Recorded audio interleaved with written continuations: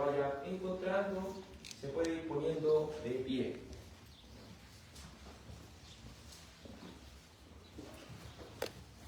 Segunda de Corintios,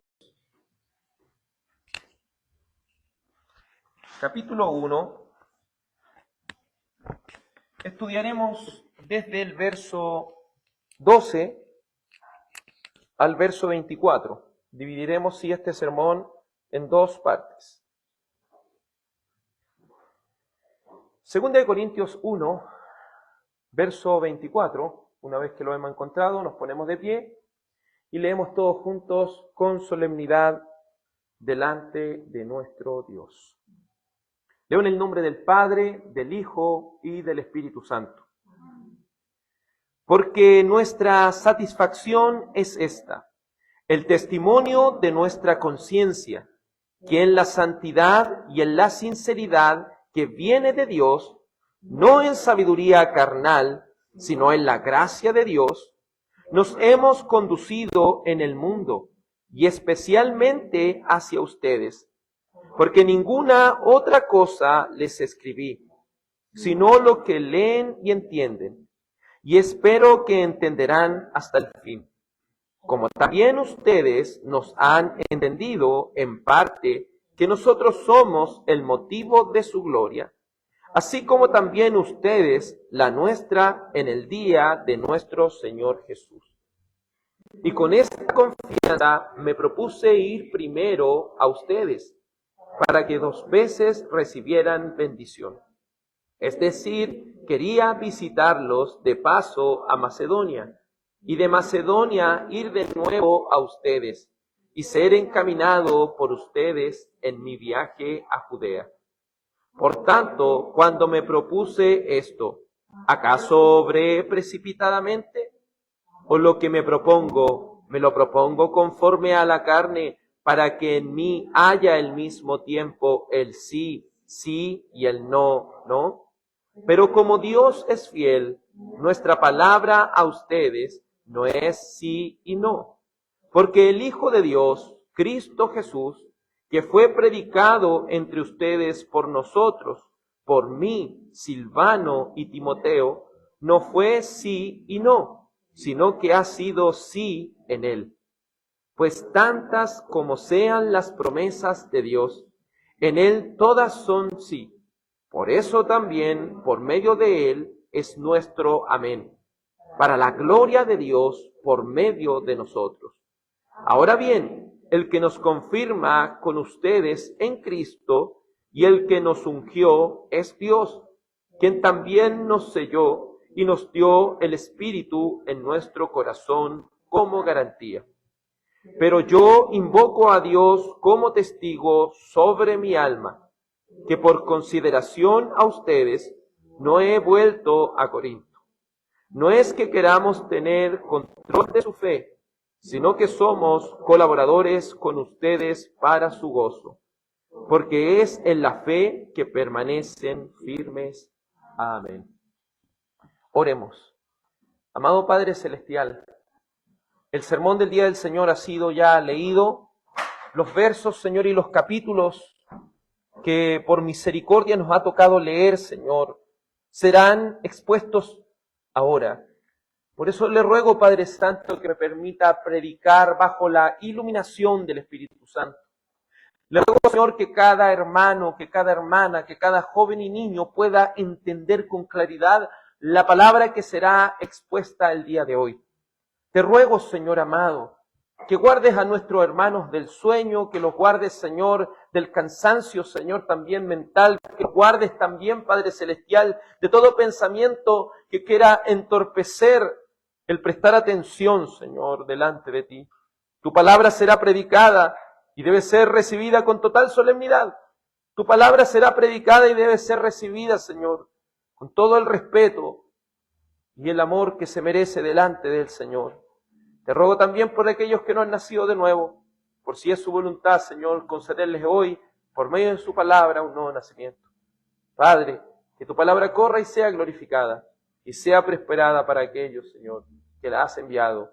Te ruego todo esto, Padre, en el nombre de tu amado Hijo Jesús. Amén y amén. Estamos ya en esta segunda de Corintios, por misericordia del Señor, y hoy veremos el siguiente título: ¿cómo debemos conducirnos en el mundo? ¿Cómo debemos conducirnos en el mundo? Los versos que trataremos hoy es una defensa del apóstol Pablo acerca de una acusación que él estaba teniendo acerca de una inconsistencia.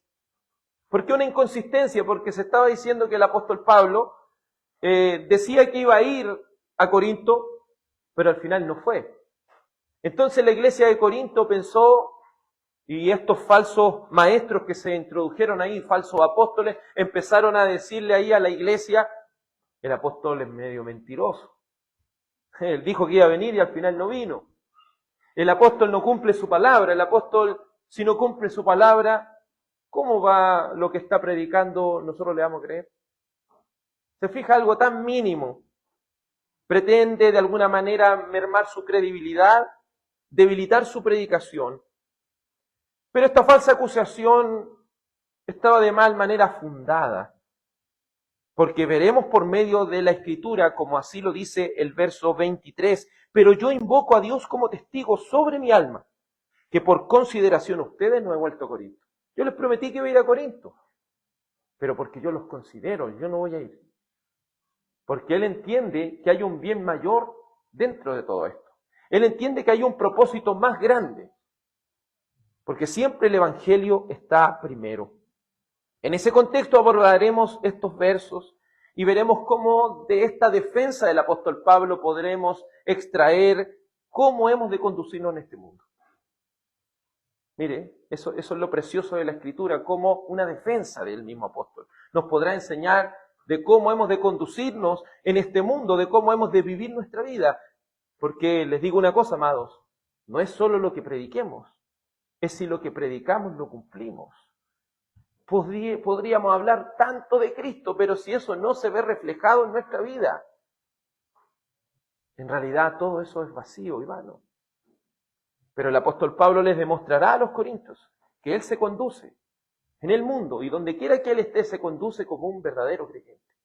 Se conduce como un verdadero siervo de nuestro Señor Jesucristo. En primer lugar, cuando hablamos de conducir, no estamos hablando de cómo se dirige nuestra vida. Cómo debe vivir su vida cada creyente. Y creo que cada creyente en alguna forma se ha preguntado esto: ¿cómo puedo vivir mi vida cristiana? ¿Cómo debo conducirme en la casa de Dios? ¿Cómo debo conducirme en mi trabajo? ¿Cómo debo conducirme con mi familia? ¿Cómo debo vivir esta vida? En primer lugar, el apóstol Pablo en el verso 12 nos insta a que debemos conducirnos, debemos vivir, en primer lugar, en santidad. Dice: porque nuestra satisfacción es esta, el testimonio de nuestra conciencia, que en la santidad, o sea, que podrían estar diciendo muchas cosas del apóstol. No, el apóstol es medio mentirosillo. Pero digamos una cosa, dice él: tengo testigo a mi conciencia de que yo vivo una vida en santidad. Entonces el primer parámetro que podemos ver aquí es que cada creyente debe vivir en santidad. Cada persona que ha nacido de nuevo debe vivir en santidad. Sabemos que la palabra santo significa apartado.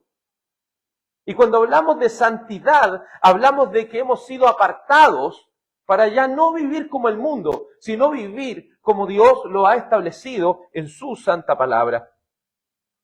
El apóstol Pablo se alinea con lo que Hebreos 12:14 dice: sigan la paz con todos y la santidad, sin la cual nadie verá al Señor. Debemos procurar estar en paz con todos los hombres, en cuanto dependa de nosotros, como dice Romanos 12. Pero a su vez, debemos vivir en santidad. Porque si no vivimos apartados para Dios, no le podremos ver. Para ir desarrollando más y más esta pregunta, ¿qué es andar en santidad? ¿Qué es conducir o dirigir nuestras vidas según la santidad? En primer lugar, debemos comprender que desde la caída de Adán y Eva, ningún ser humano, por sus propias fuerzas, puede vivir en santidad. Todo niño que nace en esta tierra no puede vivir en santidad por su propia capacidad. Todo bebé que es concebido en un vientre que ha sido concebido, en pecado, tiene que entender la importancia de que la caída ha afectado la raíz de nuestro corazón. Y esa raíz de nuestro corazón ha sido afectada de manera tan grande que es incapaz esta persona de vivir en santidad. Pero ¿qué es lo que el Señor le dijo a su pueblo? ¿Qué es lo que el Señor le dice a su iglesia? Sean santos como yo soy santo. Que no tengamos la capacidad de vivir en santidad no significa que cada ser humano en esta tierra es responsable. Porque cuando Dios nos hizo, como dice Eclesiastés 7:29, el Señor hizo al hombre recto, pero ellos buscaron muchas cosas malas. Dios nos creó para vivir en santidad, pero desde la caída ya no podemos hacerlo, por lo cual Dios nos responsabiliza por no vivir una vida en santidad. Debemos comprender que los creyentes que por la obra sobrenatural del Espíritu Santo han pasado de muerte a vida, esos creyentes han nacido de nuevo. Y al haber nacido de nuevo estos creyentes ahora tienen la capacidad de vivir en santidad. Un creyente que ha pasado de un estado de pecado a un estado de gracia, ahora le es posible no pecar. Le es posible estar en esta lucha contra el pecado. No estoy hablando de perfeccionismo en el sentido de que alguien puede llegar a ser perfecto en esta tierra. Eso es imposible. Porque también debemos considerar lo que Romanos 7:24 nos expresa el apóstol Pablo teniendo una lucha con su pecado remanente. Aunque un creyente pudiese nacer de nuevo, ese creyente está en la lucha. Está en esa lucha de la cual también el libro de Gálatas, en el capítulo 5, nos enseña que el espíritu se opone a la carne. Ambos están en una constante lucha para que no hagamos lo que nosotros queramos. Pero piensa en una persona que no ha nacido de nuevo. Solamente tiene su conciencia, pero su conciencia muchas veces es engañada por el pecado. Su conciencia muchas veces es transgredida por su propio pecado. No hay nada más que le pueda ayudar. Por eso aquellos que tienen hijos pueden entender eso. Pueden ustedes aconsejarlos tanto. Pero ellos de una u otra manera van a querer ir y transgredir los mandamientos del Señor. Van a querer ir y transgredir las normas que el Señor ha establecido. ¿Por qué? Porque no han nacido de nuevo. Por eso, ¿cuál debe ser la oración de los padres por sus hijos? Señor, dales un nuevo nacimiento. Para que puedan amar tu ley. Para que puedan estar en la lucha. Por otra parte, el Espíritu Santo nos ha dado la capacidad también de vencer al pecado. En Romanos 8:1 nos enseña que aquellos que han nacido de nuevo ya no pueden vivir en pecado. Nos desafía la palabra del Señor a ya no vivir bajo esa vieja naturaleza. Pues la Escritura dice en Romanos 8:1, por tanto ninguna condenación hay para los que están en Cristo Jesús. Pero aquí viene la segunda parte. Los que no andan conforme a la carne, sino conforme al Espíritu. ¿En qué está conduciendo su vida? ¿Anda conforme a la carne o está andando conforme al Espíritu? ¿Está siguiendo sus deseos pecaminosos o está siguiendo lo que el Espíritu Santo desea para nuestras almas?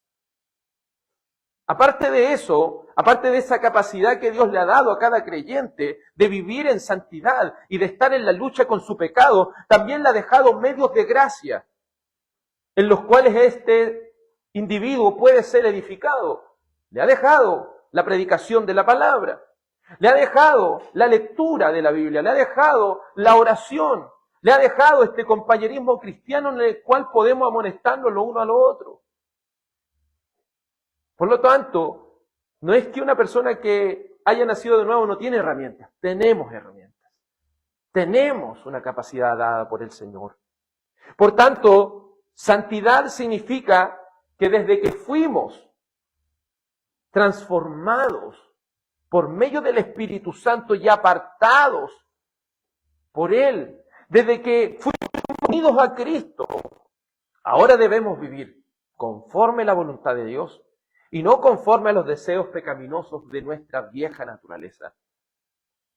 Siempre recuerdo a Lutero cuando pudo decir: pensé que ahogué al viejo hombre en las aguas del bautismo. Pero lo que yo no sabía, que ese viejo hombre, sabía nadar. Es una forma de decir esa lucha que está ahí. Esa lucha que tenemos constantemente con el viejo hombre, con la vieja mujer. Es esa lucha que está ahí constante una y otra vez. Por eso necesitamos de los medios de gracia. Necesitamos comprender que el Espíritu Santo nos ha dado poder para vencer esta naturaleza pecaminosa, para luchar en contra de esta naturaleza pecaminosa, ese pecado remanente que aún está en nosotros. Romanos 6:1 dice: ¿qué diremos entonces? ¿Continuaremos en el pecado para que la gracia abunde? Somos salvos por gracia, pero quiere decir que porque somos salvos por gracia debemos entregarnos a vivir vidas licenciosas, debemos entregarnos a vivir vidas fuera del temor de Dios. No. Dice: de ningún modo, porque los que hemos muerto al pecado, ¿cómo vamos a vivir en él? Se fija, cuando nacimos de nuevo, nos morimos al pecado. Nosotros morimos juntamente con nuestro Señor Jesucristo. Por eso el símbolo y esa predicación hablada de bautismo, cuando una persona se bautiza, ¿qué es lo que está comunicando ese bautismo? Que fue sepultado juntamente con Cristo, que murió con Cristo, pero ha resucitado en una nueva criatura. Es un símbolo que apunta hacia esa realidad espiritual que el Señor ha hecho en nuestro corazón. Pero ¿qué es andar en santidad? Es vivir una vida apartado para Dios. Es vivir una vida conforme a lo que el Espíritu Santo nos ha comunicado por medio de la palabra de Dios. En el antiguo pacto, la ley lleva a las personas a Cristo. Hoy día también sigue esa ley llevando a las personas a Cristo. Pero aquellos que están en Cristo ahora están bajo la ley de Cristo. ¿Y a qué nos enseña a nosotros a hacer la ley de Cristo? A vivir conforme sus preceptos. No para obtener una salvación, sino para mostrar el amor que tenemos hacia Dios, porque Él nos amó primero. No cumplimos los mandamientos para obtener una salvación, porque eso es imposible. Pero sí deseamos y procuramos vivir conforme a sus ordenanzas. ¿Por qué? Porque Él nos amó primero. Porque ese amor de Cristo nos apremia. Ese amor de Cristo nos coloca esa urgente necesidad de vivir para Él. Primera de Juan 3:4 nos dice que el pecado es la transgresión de la ley. Entonces vivir en santidad es lo opuesto a vivir en pecado. Vivir en santidad es vivir conforme a lo que Dios ha establecido conforme a su palabra.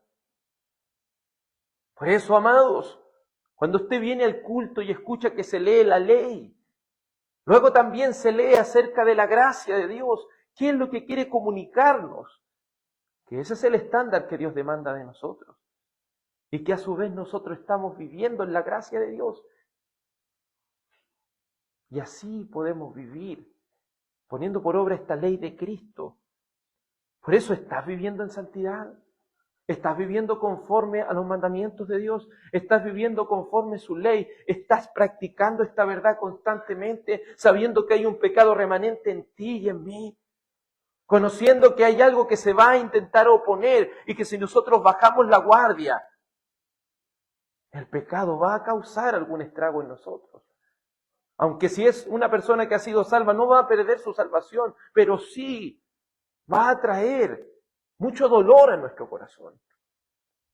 ¿Cómo estás conduciendo tu vida? ¿Estás conduciendo tu vida conforme a la ley de Cristo? ¿Puedes decir con limpia conciencia, como el apóstol Pablo dijo, estoy en la lucha? ¿Puedes decir con limpia conciencia que no estás amando tu pecado? Jóvenes, Niños, no amen sus pecados, porque el pecado es ofender a Dios. Cuando mentimos, ofendemos a Dios. Cuando miramos lo que no corresponde, ofendemos a Dios. Cuando no le adoramos en su día, que es el día domingo, ofendemos a Dios. Cuando usamos su nombre en vano, ofendemos a Dios. Cuando distorsionamos su adoración, ofendemos a Dios. Cuando queremos hacer las cosas a nuestra manera y a nuestra pinta, ofendemos a Dios. Cuando no obedecen los jóvenes a los profesores, cuando no obedecen a sus padres, están ofendiendo a Dios. Y están mostrando que están bajo la ira de Él. Por eso es necesario que todo padre creyente le enseñe a sus hijos a venir a Jesucristo, a reconocer su pecado, a reconocer que el pecado nos aleja de Dios, a reconocer que el pecado nos mantiene bajo la ira de Dios y que solo por medio de la gracia podemos hallar salvación y vida eterna.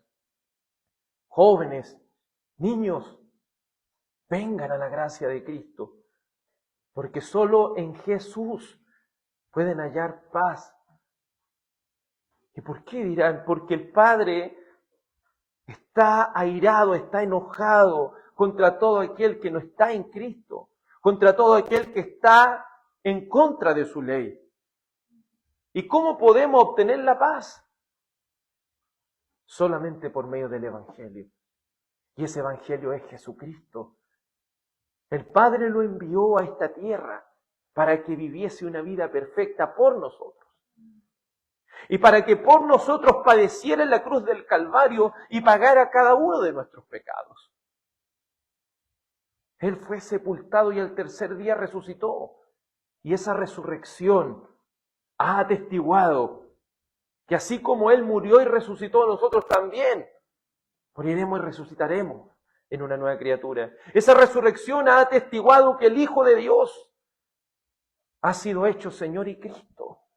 Esa resurrección ha atestiguado que el Padre ha quedado satisfecho con aquel sacrificio de Cristo en la cruz.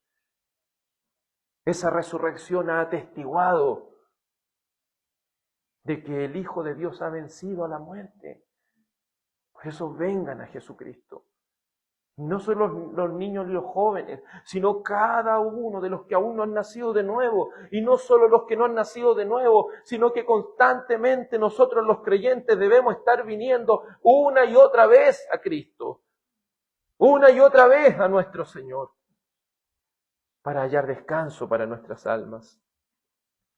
En segundo lugar, el apóstol Pablo, expresándonos cómo debemos conducir nuestra vida en este mundo, dice, porque nuestra satisfacción es esta, el testimonio de nuestra conciencia, que es la santidad y es la sinceridad que viene de Dios. Esta santidad, nuevamente le digo, no la puede obtener por sus propias fuerzas.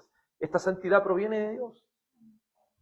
Así también, en segundo lugar, si usted quiere vivir una vida que agrade a Dios, no solo debe vivir en santidad, sino que también debe vivir en sinceridad. ¿Está siendo sincero delante de Dios? Amados, cuidémonos de la hipocresía. La palabra hipocresía es una palabra compuesta por hipo y cresía, que significa hablar a través de una máscara. Amados, delante de Dios no podemos ocultar las cosas que nosotros hacemos. Es necesario que todo aquel que quiera conducirse como un verdadero creyente ande en sinceridad delante de Dios. Debe comprender una cosa: el Señor Jesucristo aborrece a aquellos hipócritas que quieren de alguna forma aparentar algo que no son. Porque están ignorando que Dios conoce hasta nuestros más íntimos pensamientos. Porque están ignorando que Dios conoce hasta lo más profundo de nuestra alma. ¿No le avergüenza eso? ¿Le avergüenza que el Señor conozca hasta sus más profundos pensamientos? Hasta las cosas más ocultas que usted ha hecho.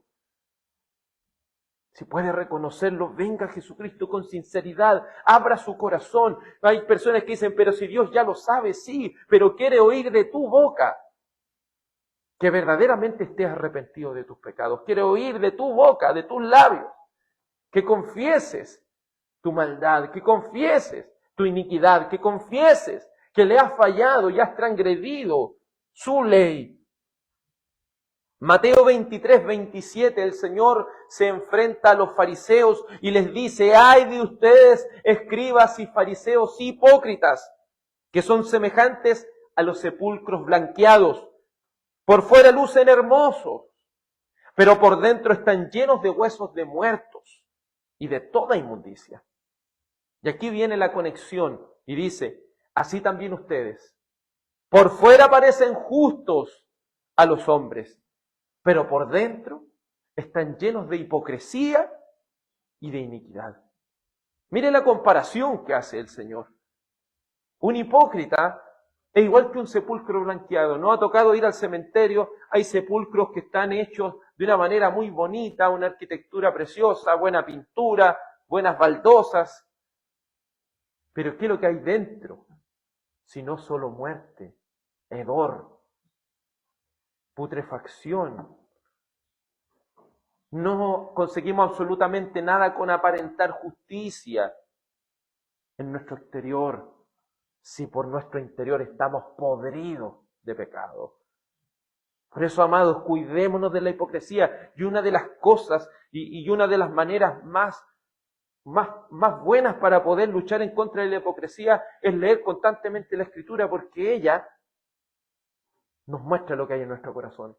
Juan Calvino dijo en la institución de la religión cristiana, nunca llegaremos al conocimiento de nosotros mismos hasta que conozcamos a Dios. ¿Y por dónde podemos conocer a Dios si no por medio de su palabra? En segundo lugar, otra cosa muy útil en contra de la hipocresía es que preguntémosle a nuestra esposa. La esposa pregúntenle a sus esposos. Los padres pregúntenle a sus hijos, ellos los conocen en todos sus momentos. Pregúntele a veces a sus compañeros de trabajo, que ellos lo ven siempre. Y ellos podrán ver. Pregúntele a su enemigo, que tanto se esmera por encontrarle algo. No deje pasar esas oportunidades, porque ahí usted puede quebrar esa hipocresía. Porque ahí va a conocer cosas que ni siquiera usted se da cuenta que está haciendo. Que Dios nos reprenda por medio de su palabra. Que no pretendamos creer que podemos engañar a Dios. A los hombres lo podemos engañar, pero a Dios no lo podemos engañar. La Escritura dice en Gálatas 6, 7, no se engañen. Dios no puede ser burlado. Todo lo que el hombre siembre, eso mismo va a cosechar. ¿Estás guardando odio en tu corazón? Si estás guardando odio y rencor en tu corazón, ¿en qué va a terminar tu vida? ¿Estás llenando tu corazón de cosas que te hacen daño? ¿En qué va a terminar tu vida? Llena tu corazón de la palabra de Dios. Llena tu corazón de esta verdad de Dios. Porque ella te dará vida y vida en abundancia. El llamado de hoy es que si deseas saber cómo conducirte en tu vida, cómo conducirte en el mundo, debes abandonar de una vez por todas la hipocresía. Reconoce con sinceridad tu pecado, humíllate delante de Dios y ven con confianza al trono de la gracia, donde hallarás paz para el oportuno socorro. Considera que como Dios no puede ser burlado y no puede ser engañado por la hipocresía, considera que Él todo lo escudriña, aún lo más profundo de tu corazón. Él traerá el juicio incluso sobre aquellos que se han engañado a sí mismos. Porque tristemente hay personas que se engañan a sí mismos y se creen justos. Y mueren creyendo eso. ¿Y qué cree que va a pasar el día del juicio cuando el Señor traiga toda obra a condenación? Mire lo que dice Mateo 7, 22 al 23. Muchos dirán en aquel día, Señor, Señor, ¿no profetizamos en tu nombre? Y en tu nombre echamos fuera demonios. Y en tu nombre hicimos milagros. Entonces les declararé, jamás los conocí, apártense de mí, los que practican la iniquidad. Estas personas estaban convencidas de que eran creyentes. Estas personas estaban convencidas de que estaban en la gracia. Estas personas estaban convencidas de que eran salvos. La hipocresía y el engaño fueron tan fuertes que ellos mismos se la terminaron creyendo. No hay peor mentira que la que uno mismo se cree. Qué terrible será para aquellos que no se conducen con sinceridad, porque su engaño será tan profundo que esa máscara, el día del juicio se caerá y Dios lo confrontará duramente y lo lanzará al infierno. ¿Estás siendo sincero delante de Dios? Cuando estamos confesando nuestros pecados, solo estamos diciendo, Señor, perdóname, y ya pasamos la otra oración. O estamos verdaderamente confesando lo que hemos hecho. O estamos verdaderamente identificando en quién estamos fallando al Señor. Porque si nuestra oración de confesión de pecados solamente se ha transformado en pasar de un mandamiento a otro, no sirve de nada, hermano. Porque debemos focalizar lo que nosotros hemos hecho, no lo que otros hacen. Debemos meditar y acordarnos de alguna situación en la cual hemos transgredido la palabra de Dios. Porque no podemos ser abstractos, no podemos ser personas que solamente estén diciendo las cosas de manera general. Si queremos ser sinceros delante de Dios, debemos contarle con todas sus letras y todas sus palabras nuestro pecado. ¿Estás siendo sincero delante de Dios? Recuerda que no nos podemos esconder de Él. Él está en todo lugar, su presencia lo llena todo. No hay lugar donde Dios no pueda escucharnos, ni ver, ni leer nuestros pensamientos. En tercer lugar, mire lo que dice el apóstol Pablo. Entonces, si una persona quiere conducir su vida, y una vida que agrade a Dios, debe andar en santidad, debe andar en sinceridad. En tercer lugar, mire lo que dice el apóstol Pablo. Porque nuestra satisfacción es esta.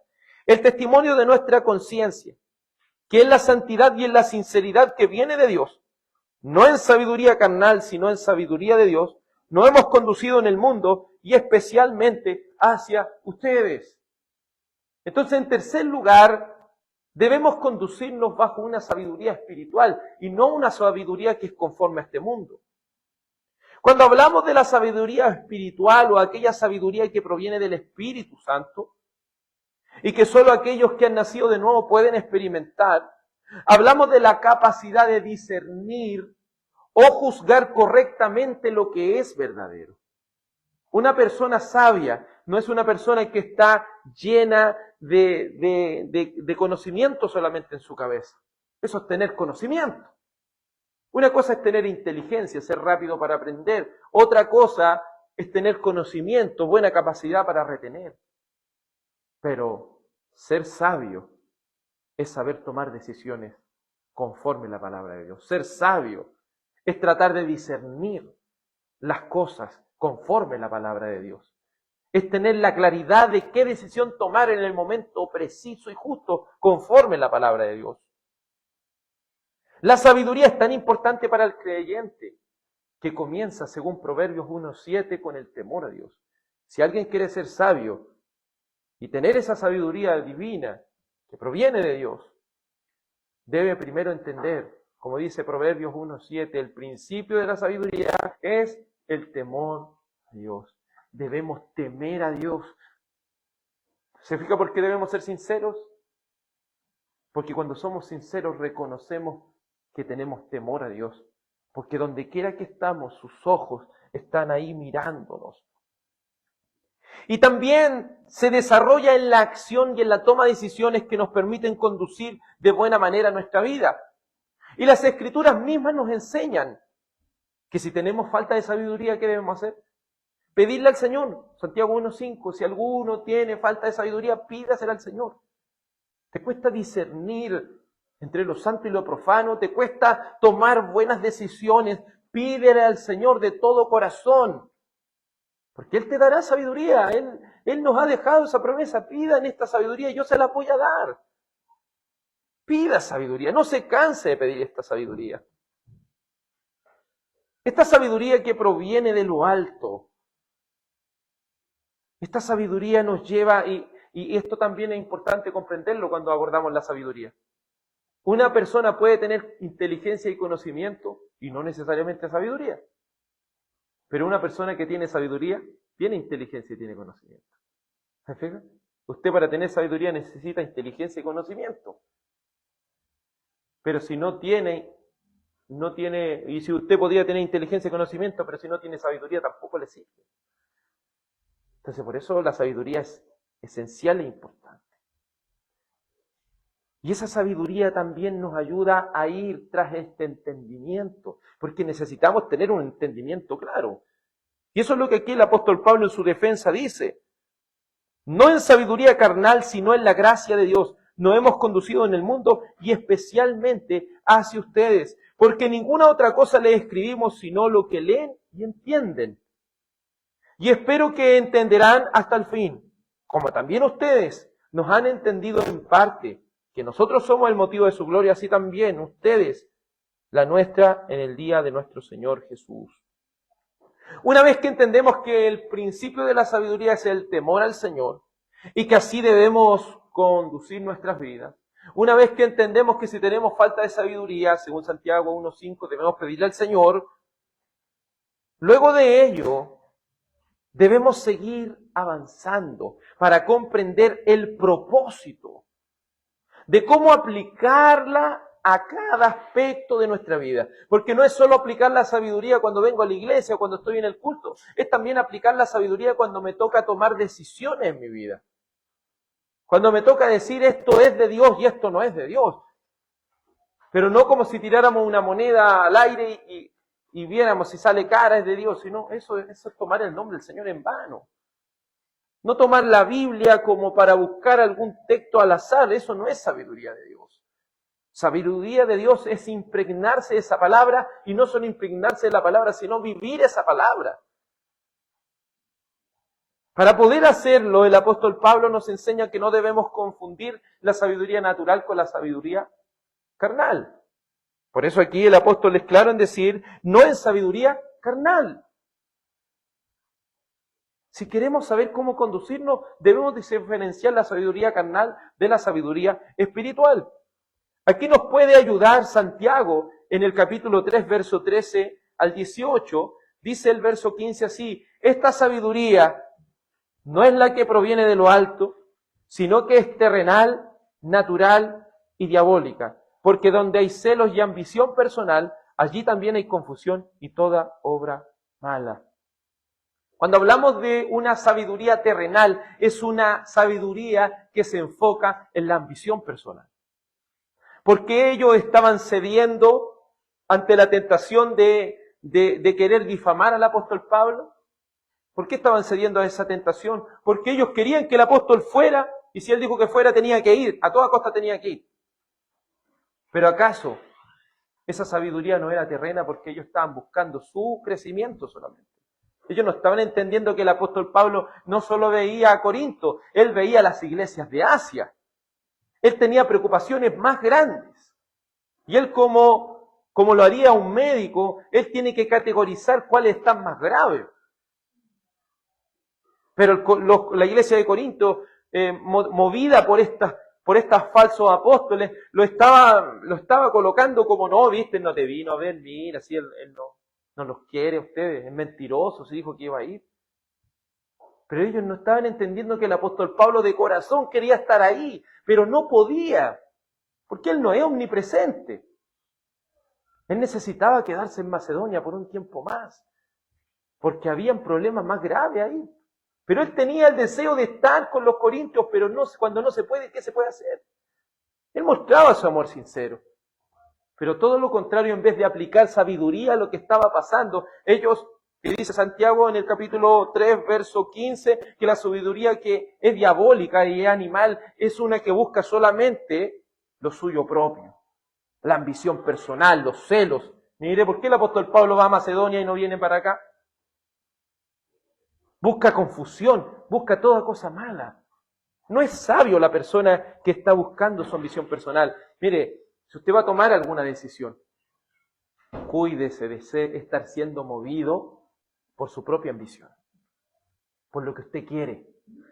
Es que si es fácil, no, si yo creo que es la voluntad de Dios. Hay gente que dice, no, yo creo que es la voluntad de Dios, yo tengo que hacerlo. Pero ¿por qué no? Es que Él colocó en mi corazón ese deseo. No. Tenemos que decir, porque la palabra dice esto, la palabra dice esto. ¿Me entiendes? Debemos saber aplicar el texto bíblico en nuestra vida.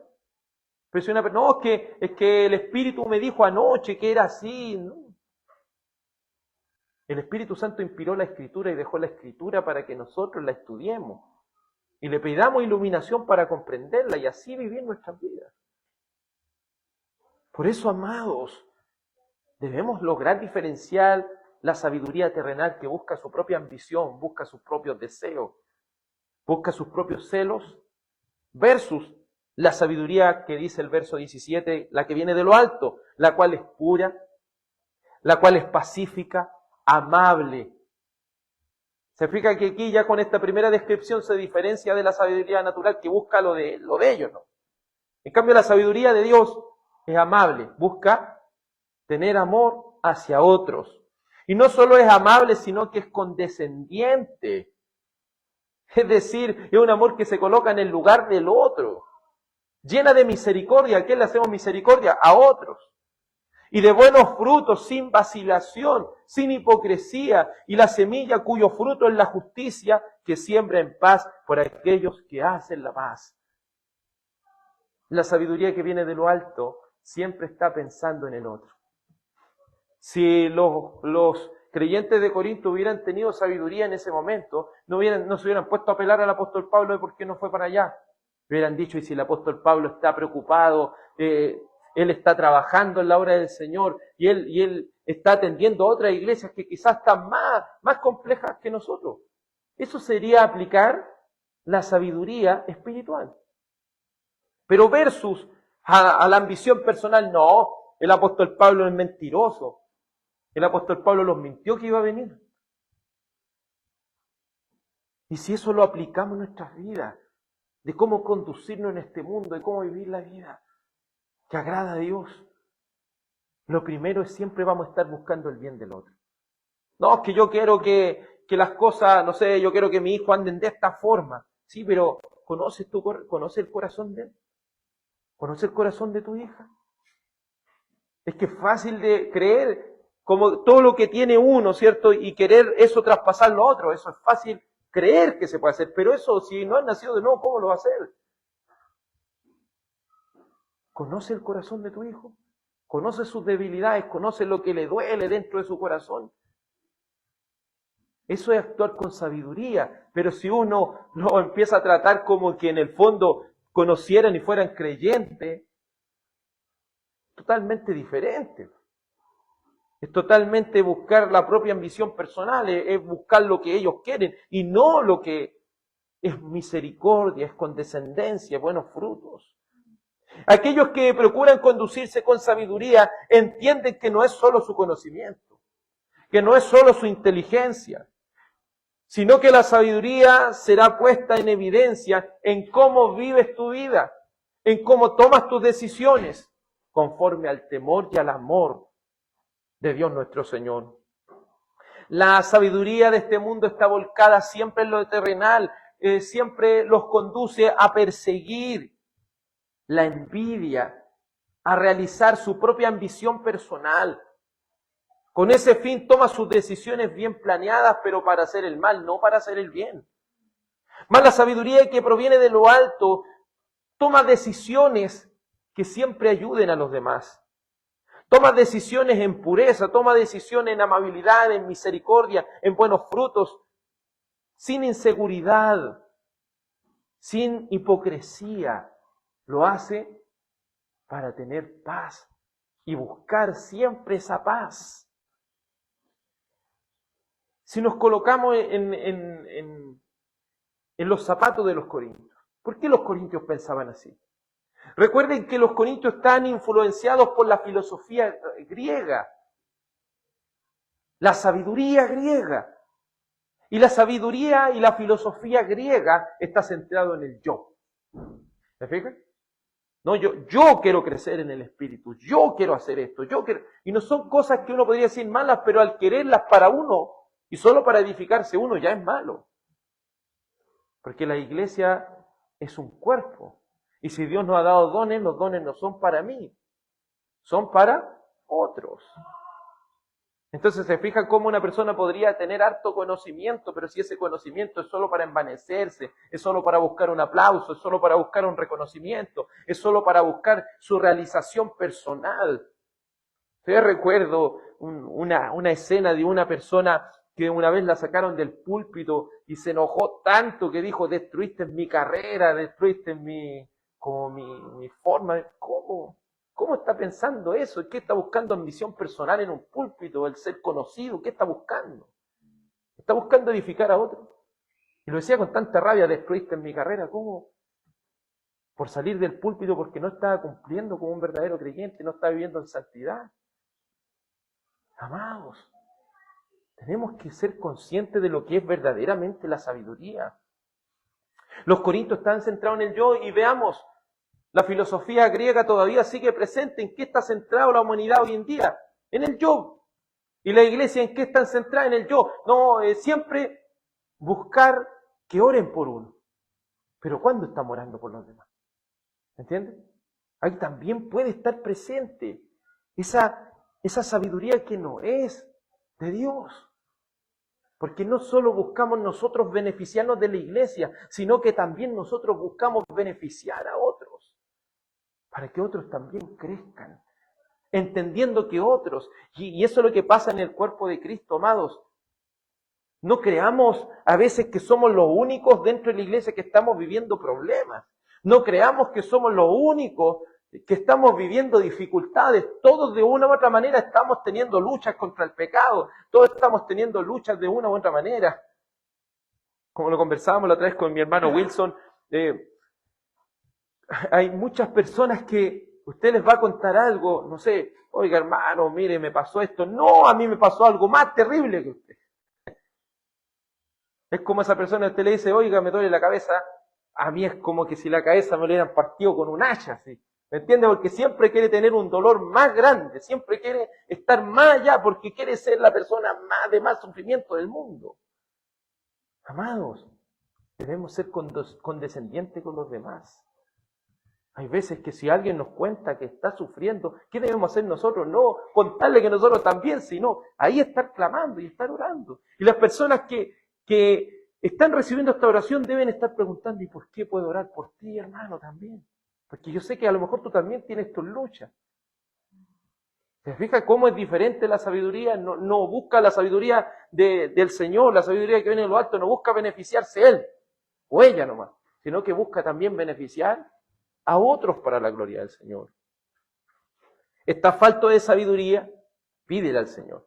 ¿Quieres ser sabio? Comienza rogando por un nuevo nacimiento, para que te sea conocido el temor al Señor. Jóvenes, niños, oren, ruéguenle al Señor: Señor, dame un nuevo nacimiento. Señor, dame un nuevo corazón, para poder amar tu ley, para poder vivir en santidad, para poder vivir en temor, para poder vivir en integridad. ¿Estás conduciéndote con sabiduría? No busques tu propia ambición. Siempre busca la paz, hace la paz y busca que otros sean edificados en amor y en justicia para que vivan conforme la palabra del Señor. Por eso quiero que te preguntes: ¿cuándo fue la última vez que le preguntaste a tu hermano cómo está? No seas como Caín, que dijo: ¿acaso yo soy guarda de mi hermano? ¿Acaso yo tengo que estar pendiente de mi hermano? Yo estoy pendiente de mi vida, ¿qué me importa lo que le pasó a él? No, hermanos. Si queremos tener verdadera sabiduría, debemos enfocarnos en buscar la presencia del Señor, pero también beneficiar a otros. Siguiente parte con respecto a esta sabiduría también nos enseña a tener un compañerismo evangélico. Cuando se es sabio, se busca ese compañerismo evangélico, se coloca en el lugar del otro. Mire lo que dice el verso 15. Y con esta confianza me propuse ir primero a ustedes, para que 2 veces recibieran bendición. Mire lo que le está diciendo el apóstol: yo, ¿por qué quería ir 2 veces? Quería estar con ustedes más tiempo, porque yo quiero que ustedes sean bendecidos. Eso es lo que él quiere. Es decir, quería visitarlos de paso a Macedonia, y de Macedonia ir de nuevo a ustedes, y ser encaminados por ustedes en mi viaje a Judea. Por tanto, cuando me propuse esto, ¿acaso obré precipitadamente? Aquí es como que le está respondiendo al que lo está criticando, porque es como, ustedes creen que entonces cuando yo quise, les dije, les manifesté mi deseo de estar con ustedes, yo lo hice porque actué a tonta y a loca. No, porque es mi deseo de corazón estar con ustedes. Es mi deseo de corazón que ustedes sean bendecidos en el Señor. Pero a veces las cosas no se dan. Para aplicar la sabiduría a veces hay que hacer sacrificios también. Hay que ver quiénes son los que están más mal, quiénes son los que están en más dificultades. ¿Acaso obré precipitadamente? ¿O lo que me lo propongo conforme a la carne? ¿Acaso que este deseo es un deseo carnal que yo tengo de estar ahí? Es un deseo espiritual, es un deseo que pretende edificarlo a ustedes. Dice, me lo propongo conforme a la carne, para que en mí haya al mismo tiempo el sí y el no y el no. Pero como Dios es fiel, nuestra palabra a ustedes no es sí y no, porque el Hijo de Dios, Cristo Jesús, que fue predicado entre ustedes por nosotros, por mí, Silvano y Timoteo, no fue sí y no, sino que ha sido un sí en él. Entonces aquí estaban poniendo en duda la predicación. Usted nos mintió, así que ya los corintios no le están creyendo al apóstol Pablo. Usted nos mintió que iba a venir, no vino, entonces todo lo que usted predicaba no vale. Sí vale, porque todo este deseo que tenemos, un deseo espiritual de estar con ustedes, pero a veces las cosas no se dan. Por eso la palabra que le predicó Timoteo, la palabra que le predicó Silvano, la palabra que le predicó Pablo, esta palabra es un sí rotundo en Cristo. Es un sí rotundo en Cristo. Aquellos que desean conducirse con sabiduría también deben entender cómo buscan proceder con bien hacia otros. Desean de todo corazón el compañerismo en el Evangelio, porque no usan la sabiduría para buscar su propia ambición personal, sino que buscan aquella riqueza espiritual que sea tan grande que alcance para edificar grandemente a otros. Pablo está respondiendo a esta acusación, pero debe siempre, y siempre les recuerda, amados, que ya el deseo de querer ir a ellos y bendecirlos ya era un deseo espiritual bueno que él tenía hacia ellos. Pero el no haber ido, ¿sabe lo que estaba mostrando al final? El corazón que ellos tenían. Que era un corazón que todavía le faltaba arrepentimiento, que era un corazón que todavía no había crecido espiritualmente. Él siempre quiere buscar lo mejor. Si él no fue, es porque su prioridad no era ver solo una iglesia, sino que él estaba priorizando las necesidades del Evangelio en todos aquellos lugares y regiones. Había necesidades más urgentes que cumplir, pero aunque eso hizo que cambiara los planes que él tenía en su corazón, él de igual manera deseaba estar presente con ellos. ¿Desea ser sabio? Debe entender que serlo es tomar decisiones que prioricen el compañerismo y el amor por el Evangelio, no la ambición personal. En cambio, la sabiduría de aquellos que estaban difamando al apóstol y engañando a los hermanos de Corinto resaltaban una sabiduría diabólica y terrena, el cual es pensar solo en sus necesidades. Y no solo en lo que otros dicen, sino que no poniéndose en el lugar de este siervo del Señor. Por eso el apóstol, con estas palabras, de ninguna manera muestra que su predicación es inconsistente, sino todo lo contrario, porque su proceder en sabiduría, a través del conocimiento y propósito del Evangelio, a través de la santidad y de la sinceridad, hace que aquella palabra fuera totalmente consistente. Si él no pudo ir, él lo comunica, lo dice. ¿Y qué tienen que hacer los siervos del Señor, los amados del Señor? Entenderlo, ponerse en el lugar de Él también. Y así se actúa con sabiduría. Esto pasa, cuando usted conversa con las personas que no tienen sabiduría, pasa esto, usted les dice las cosas y como que se enojan y crean, pero un problema de algo que se está diciendo. Pero el que está con sabiduría puede estar un poco afectado, pero va a estar meditando, va a estar pensando. Una persona que tiene sabiduría Y eso usted se va a dar cuenta. El que tiene sabiduría no es el que más habla. Una persona sabia siempre está escuchando.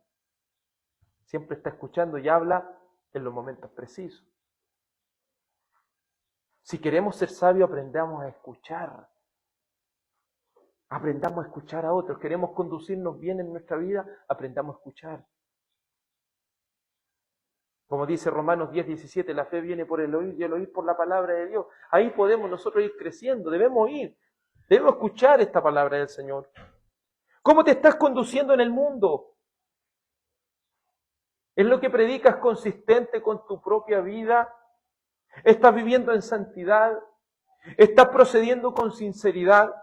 ¿Te estás conduciendo con sabiduría espiritual, entendiendo el propósito de tomar decisiones mostrando misericordia y paz hacia los demás, no buscando tu propia ambición personal? ¿Estás procediendo con sabiduría espiritual al siempre priorizar el compañerismo evangélico que busca siempre priorizar a otros? Te invito a que ruegues por un nuevo corazón si aún no has nacido de nuevo. Te ruego que si has pecado delante del Señor, te reconcilies con Dios por medio de Jesucristo. Te ruego que si tienes falta de sabiduría, la pidas al Señor.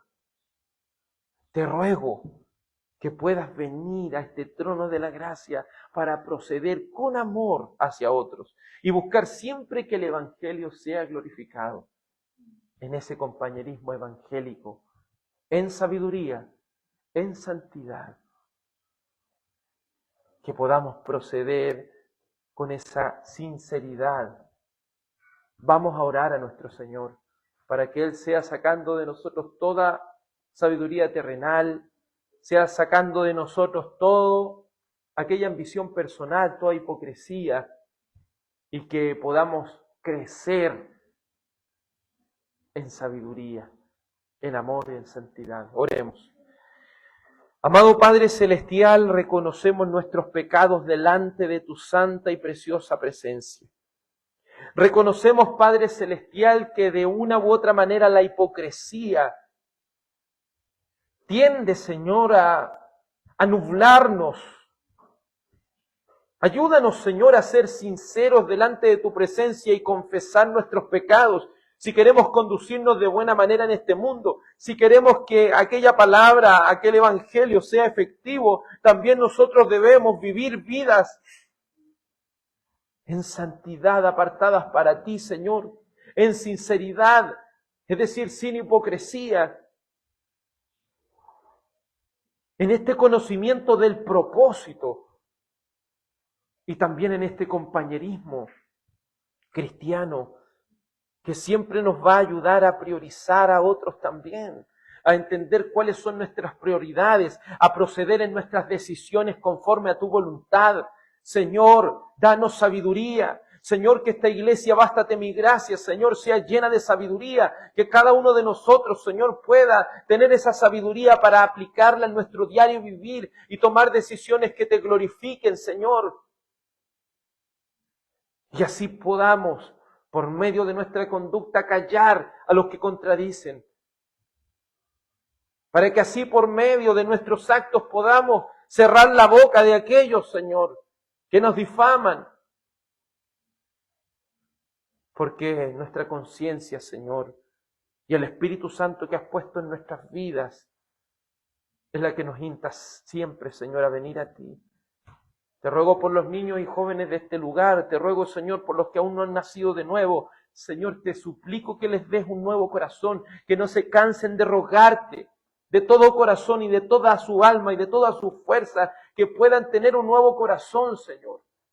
Por favor, te lo suplico, que esos afectos cristianos, Señor, puedan fluir de sus corazones. Ese amor y ese temor por el Señor pueda fluir de sus almas. Señor, te lo ruego. Te ruego por tu iglesia, Señor. Te ruego, Padre, que nos permitas ser sabios para no buscar lo que nosotros queremos, sino buscar las necesidades de los demás para tu gloria. En el nombre de tu amado Hijo Jesús, amén y amén. Vamos a cantar el Salmo 1.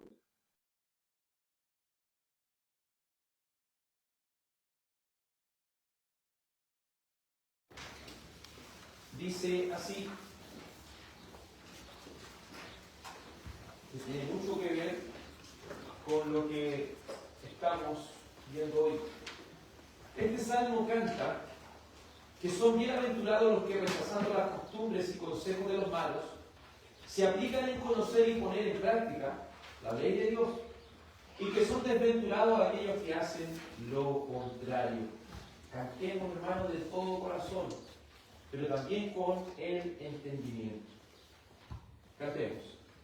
Bienaventurado es el varón que en consejos de malos no marchó, ni el camino fue de pecadores, ni se sentó con escarnecedores, mas su delicia es la ley de Jehová, día y noche en su ley meditará.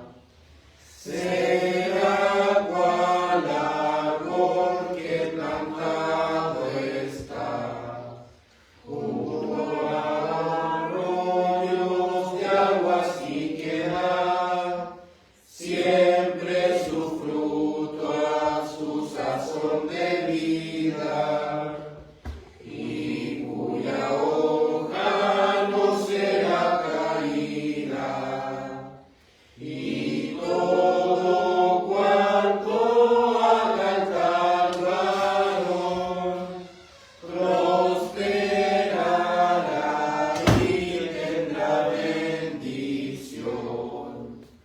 No serán los malos casi puestos, cual tamo que el viento arrebató. En juicio ellos no serán alzados, ni con los justos serán congregados. La senda del justo sabe Jehová, la senda de malos perecerá. Gracias, bendito Salvador, que el Señor nos permite andar como esos varones bienaventurados, que no andan en caminos de malos, ni en silla de escarnecedores se ha sentado, sino que en la ley del Señor está su delicia. En ella meditan de día y noche. Que el Señor nos permita ser ese árbol plantado junto a esa corriente de agua, que da fruto a su tiempo y su hoja no cae, y todo lo que hace prospera. Por favor, incline su rostro con solemnidad para que pueda recibir la bendición del Señor. El Señor te bendiga y te guarde, y tenga de ti misericordia. El Señor haga resplandecer su rostro sobre ti. El Señor alce sobre ti su rostro y te dé paz. En el nombre del Padre, del Hijo y del Espíritu Santo. Amén.